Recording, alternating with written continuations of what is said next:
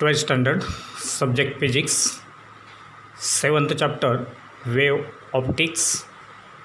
From this chapter already we have studied what is wavefront, what are the different types of wavefront, what is wave normal, Huygens principle, and the construction of spherical and plane wavefront by using Huygens principle. Now let us see reflection of light at a plane surface. So reflection is nothing but the bouncing back of ray of light in the same medium from any reflecting surface, and therefore in order to explain the reflection of light from this plane surface, let us consider Mn as the plane reflecting surface. To show the reflecting surface, these cross lines are represented here, and therefore this upper surface will act as the reflecting surface. So let us consider a plane wavefront AB which is bounded by these two rays RA and QB. This wavefront is incident obliquely on this surface Mn, and therefore all the points on the wavefront from A to B will not reach simultaneously to this surface. So first of all, point A will reach to the surface, and according to Huygens principle, as soon as any point on this wavefront reaches to surface Mn, it will act as secondary source of light, and hence it will emit secondary waves in the same medium. And therefore from point A to B, all these points will successively reach to this surface Mn. First of all, point A reaches to the surface, and at last point B will reach to the surface at point C. And after reaching to this surface, they will emit secondary wavelets in the same medium, that is in the upward direction. And hence point B is above the surface Mn. When this point B reaches to surface C, it will cover distance equal to BC. If phi represents velocity of light in this medium, then distance covered BC in time t will be equal to Vt, and therefore distance covered BC to reach to this surface will be equal to Vt. At the same time, when B reaches to point C, the secondary wavelets from point A will cover some distance AE in the same medium, and that distance covered will be same as that of BC, that is equal to Vt, because the waves are traveling through the same medium for same time. And therefore, as AB is the incident wavefront, BC will be equal to AE, that will be equal to Vt. Now when point B reaches to point C, and A will reach to point E, so that as points A and B are lying on the same wavefront, they are in the same phase, that is they are in the same state of vibration. Therefore point C and point E must be in the same phase, and therefore the tangential line EC will be nothing but the reflected wavefront. So here EC represents reflected wavefront, AB is incident wavefront, EC is reflected wavefront, and therefore the distance AE will be again equal to Vt. Now from this diagram, RA represents the incident ray, PA will represent normal to this surface, and therefore the angle between normal to the surface and the incident ray is nothing but angle of incidence I. Now we can calculate different angles from this figure, and therefore as this angle is I here, now this incident ray will be perpendicular to this wavefront AB, so that this total angle is 90 degree. out of this angle is, that is PAR, this angle is I, and therefore PAB, this angle will be 90 minus I. Now if this total angle is equal to 90 minus I, again this angle will be equal to I, because this is the normal to the surface and this will be the plane surface, plane reflecting surface. Therefore this total angle is 90 degree. Out of this angle is 90 minus I, therefore this angle BAC equal to I. Similarly, if you consider the triangles, the two triangles, that is triangle EAC and triangle BAC. So triangle EAC, this triangle, and triangle BAC, these two triangles are congruent. Since angle E and angle B will be 90 degree each, then these two triangles are congruent, and therefore from figure we can write angle ACE equal to angle BAC equal to I. Similarly, angle ACE equal to angle PAE equal to R. Now from this figure, how that R will be represented? So for that, the angle between PA, that is normal, and this reflected ray AE is equal to R.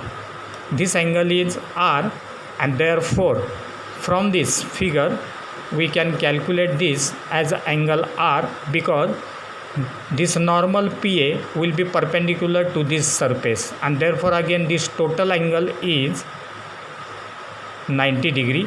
Out of this is R, and therefore these two angles, that is EAC angle, will be equal to 90 minus R.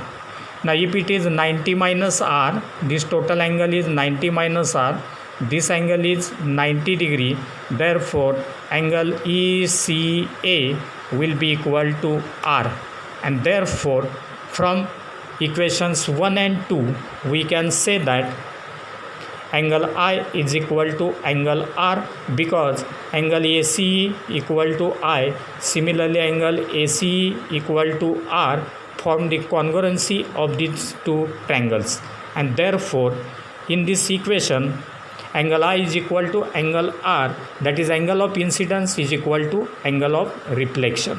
So in this case all the laws of reflection will be obeyed, that is the incident ray and reflected ray will lie in the same plane. Similarly, the incident ray and the reflected ray will lie on opposite sides of the normal, and similarly angle of incidence is equal to angle of reflection. Similarly, we can study the refraction of light at a plane surface. So refraction is nothing but the change in direction of ray of light when it passes from one medium to another medium. And therefore, in order to explain this refraction, let us consider this diagram. Now in this diagram, the surface MN is the refracting surface. Surface MN represents refracting surface, and therefore it will divide the media into two parts: medium 1 above the surface, medium 2 below the surface. For simplicity, we have considered above the surface MN there is rarer medium, and below it is denser medium, so that refractive index of this denser medium will be greater than the refractive index of this rarer medium, so that velocities of light in these two media will be different. And therefore here again let us consider a wavefront AB. This is the plane wavefront AB, which is again obliquely incident on this surface MN.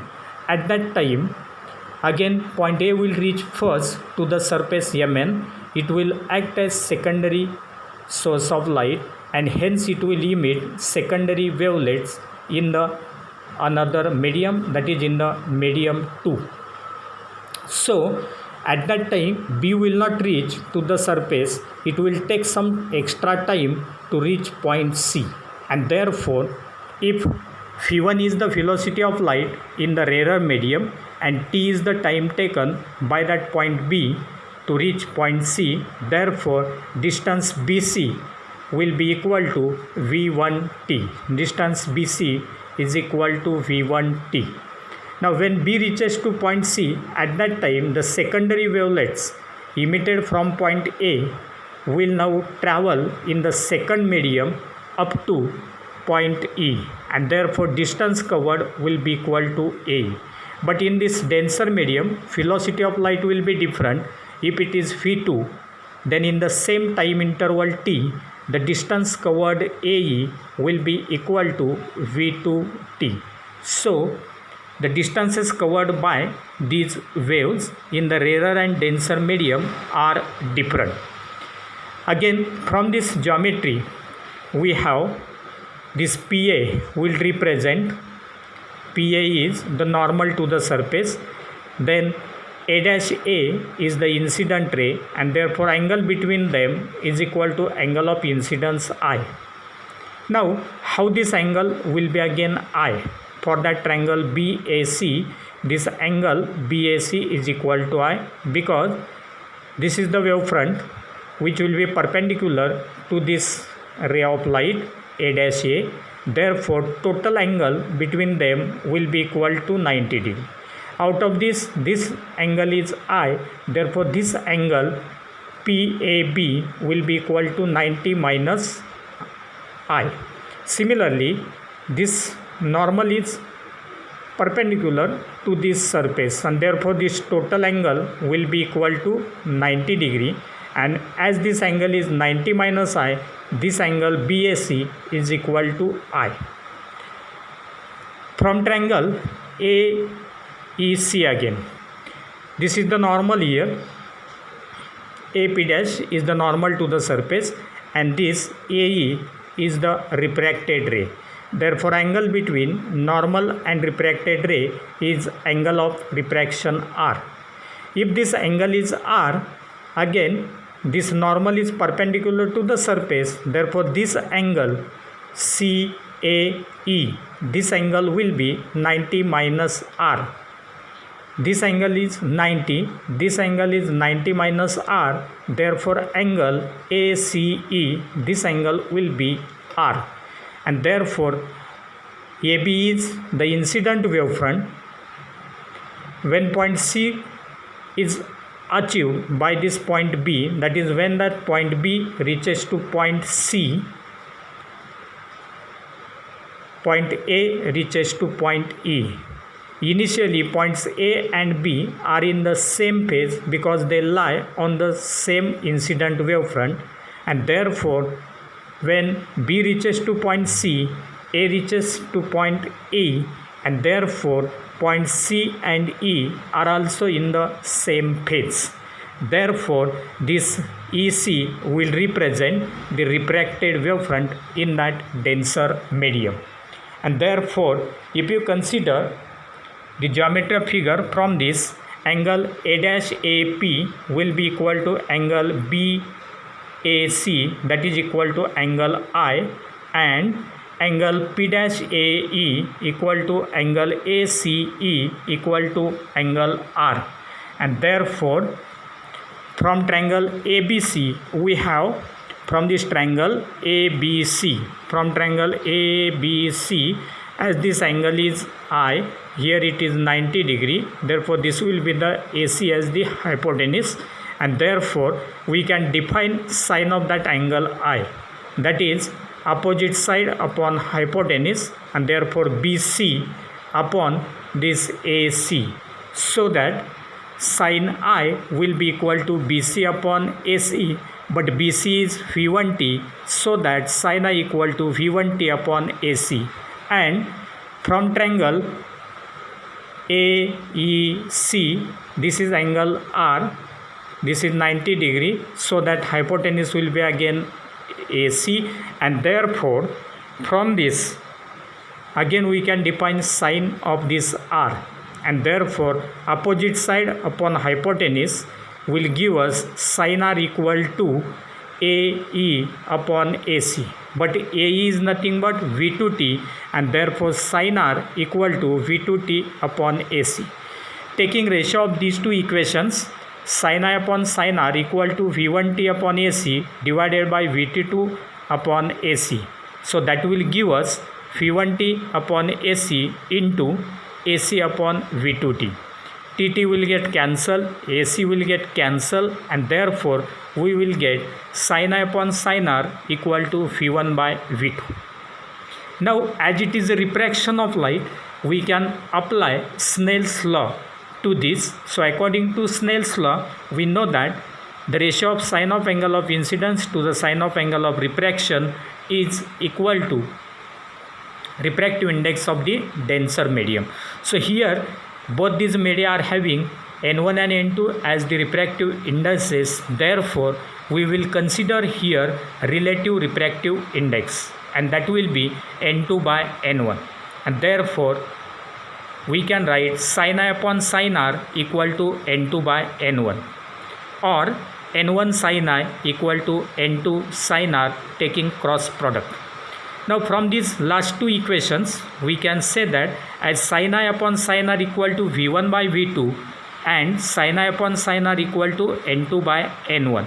Therefore velocities and refractive indices will be inverse proportion. As V1 is the velocity in the rarer medium and V2 is the velocity in the denser medium, we know that velocity of light in rarer medium is greater than velocity of light in denser medium, and therefore V1 will be greater than V2. Therefore N2 will be greater than N1. As N2 is greater than N1, therefore angle I will be greater as compared with the angle of refraction R. So when ray of light travels from rarer medium to denser medium, this angle of incidence I will be greater than this angle of refraction R.